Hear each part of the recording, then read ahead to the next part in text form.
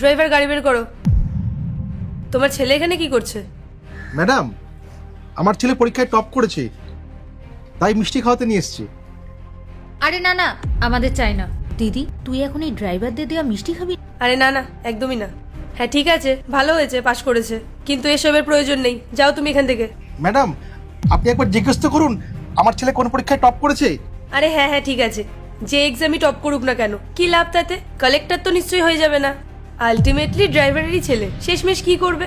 সেই তো ওকে আমাদের মতন বড় লোকদের বাড়িতেই কাজ করতে হবে, সেটা ড্রাইভারের হোক বা কোনো গার্ডের।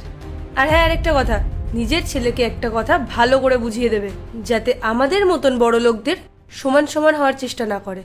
মাথায় থাকবে। চলো গাড়ি বের করো। ম্যাডাম, আপনি এরকম ভাবে কি করে কথা?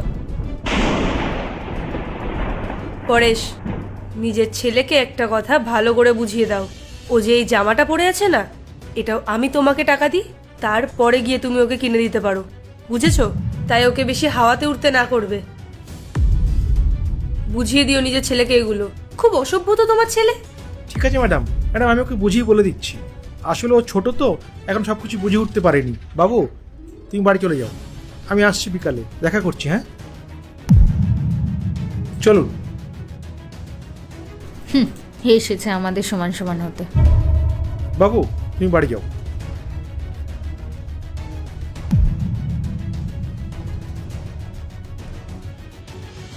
কি বললেন উনি? কালেক্টর ধরেই হয়ে যাবে? এবার তো কালেক্টর হয়েই দেখাবো। ম্যাডাম, আমাকে ডেকেছিলেন?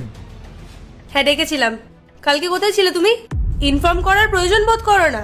আজকে এসছো, তাও আবার লেট করে এসছো। ম্যাডাম, কালকে আমার ছেলের কিছু বই কেনার ছিল, তাই কাল ছুটি করেছিলাম। আরে কি তোমার ছেলে কোনো মহান ব্যক্তি নাকি? যখনই দেখি তখনই গুণগান গাইতে থাকো। ম্যাডাম, আমার ছেলে কিছুই না, সে এক বয়স্ক বাবার শেষ আশা ভরসা। ও যদি পড়াশোনা করে সফল হয়ে যায় না, তাহলে আমাদের জীবনটাই বদলে যাবে ম্যাডাম। ও হো হো হো, মানে তোমার ছেলে তোমার পুরো পরিবারের জীবনই পাল্টে দেবে। এমন কি করছে তোমার ছেলে? কিসের পড়াশোনা করছে? ম্যাডাম, আমার ছেলে ইউপিএসসির প্রস্তুতি নিচ্ছে। ইউপিএসসির প্রিপারেশন নিচ্ছে? আরে পাগল টাগল আছো নাকি তুমি? আর তোমার ওই ছেলে, ওর কি মাথা খারাপ? আরে তোমরা জানো আদেও ইউপিএসসি পড়তে গেলে কত টাকা লাগে, কত সময় লাগে, সব থেকে বড় জিনিস ব্রেন, সেটাও লাগে। আর তোমাদের মতন লোকজনদের দ্বারা না এইসব সম্ভব না। কখনো শুনেছো তুমি যে একজন ড্রাইভারের ছেলে আইএস হয়েছে? খুব শখ না তোমার নিজের ছেলেকে পড়াশোনা শেখানোর, আইএস বানানোর?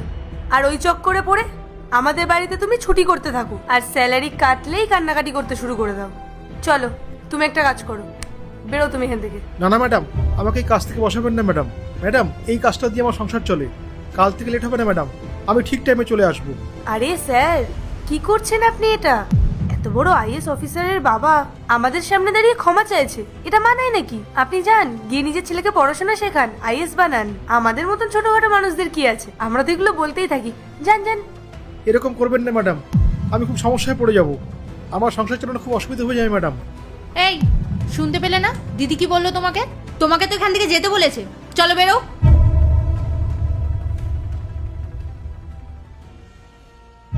এই বুড়োর না মাথাটা পুরো গেছে, পাগল হয়ে গেছে। নিজের ছেলেকে আইএস অফিসার বানানোর স্বপ্ন দেখছে। তুই দেখ না, ওর ছেলে ড্রাইভারই হবে। আর ড্রাইভারটাও যদি হয়ে যেতে পারে না, ওটাও তাহলে অনেক বড় ব্যাপার হবে। জানিস দিদি, আমার মনে হয় না একে কাজে রাখাটাই আমাদের ঠিক হয়নি।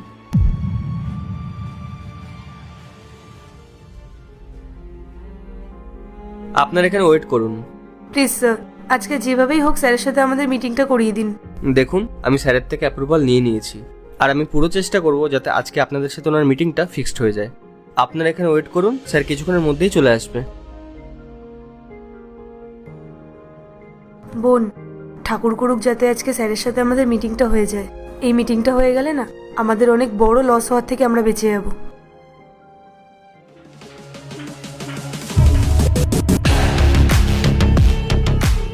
হ্যাঁ বলুন। স্যার, আপনাদের ডিপার্টমেন্ট আমাদের জমির ওপরে স্টে লাগিয়ে দিয়েছে।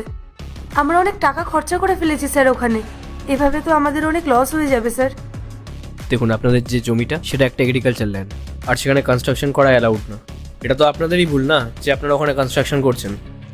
আপনি পরেশবাবুর ছেলে না? হ্যাঁ, আমি ওনারই ছেলে।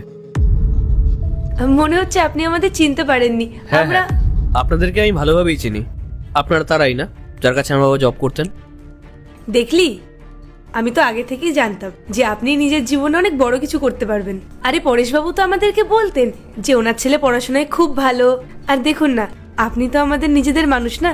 আর এরকম খারাপ সময়ে তো নিজেদের মানুষেরাই তাদের আপনজনদের পাশে থাকে, তাই না? আপনি যদি আমাদের একটু সাহায্য করে দেন না, তাহলে আমাদের এত বড় সমস্যাটার সমাধান হয়ে যাবে। আচ্ছা, এখন আমি আপনাদের নিজেদের হয়ে গেলাম, কিন্তু আগে তো আপনাদের কাছে আমার কোনো যোগ্যতাই ছিল না। আর আমি যদি আপনাদের আপনই হতাম, তাহলে আপনি সেদিনকে আমার বাবা সাহায্য করেননি কেন? যেদিনকে আমার বাবার টাকার প্রয়োজন ছিল, আর সেটা জানা সত্ত্বেও আপনি আমার বাবাকে কাজের থেকে বার করে দিয়েছিলেন। দেখুন, ওটা তো অনেক পুরনো কথা না। ওটা প্লিজ ধরে বসে থাকবেন না। আপনি প্লিজ আমাদের সাথে এমন করবেন না। কোটি কোটি টাকা ইনভেস্ট করেছি আমরা। আপনি যদি আমাদের সাহায্য না করেন, তাহলে আমরা রাস্তায় নেমে যাব। কিছুই থাকবে না আমাদের কাছে। আপনাদের তো ক্ষতি হওয়াই উচিত। খুব অহংকার না আপনাদের টাকার ওপর? আর আপনারা যদি এরকমভাবে খারাপ কাজ করতে থাকেন, তাহলে কে আপনাদের সঙ্গ দেবে? মানে আপনি আমাদের সাহায্য করবেন না? আপনি আমাদের সাথে বদলা নিচ্ছেন? বদলা না, আমি আমার দায়িত্ব পালন করছি। এই চেয়ারে বসার পর না আমার কিছু রেসপন্সিবিলিটি থাকে, আর আমি সেগুলোকেই পালন করছি। আর আপনারা আমাকে যেই কাজটা করতে বলছেন সেটা তো ইল্লিগাল। আর আমি যতদিন আছি ততদিন আমি এই শহরে কোনো ইল্লিগাল কাজ হতে দেবো না। আর আমি তো আপনাদের কাজের ওপর স্টে অর্ডার লাগিয়েই দিয়েছি। আর এরপর আমি এটা চেষ্টা করব, ওখানে যে বিল্ডিংটা হয়েছে না, সেটাকেও ভেঙে যেন আবার ওখানে নতুন করে চাষবাস করানো যায়। স্যার প্লিজ, আপনি একবার এটা দেখে নিন। আপনি যদি একটা সাইন করে দেন, তাহলে সব। দেখুন, আপনারা এখন এখান থেকে যেতে পারেন। বাইরে আরও লোক দাঁড়িয়ে আছে যাদের আমাকে প্রয়োজন, আমার সঙ্গে কথা বলতে চায়। আর হ্যাঁ, আপনারা যেন কি বলছিলেন, যে একজন ড্রাইভারের ছেলে কখনো কালেক্টর হতে পারবে না? যদি তার চেষ্টা থাকে না, তাহলে সে অবশ্যই হতে পারে।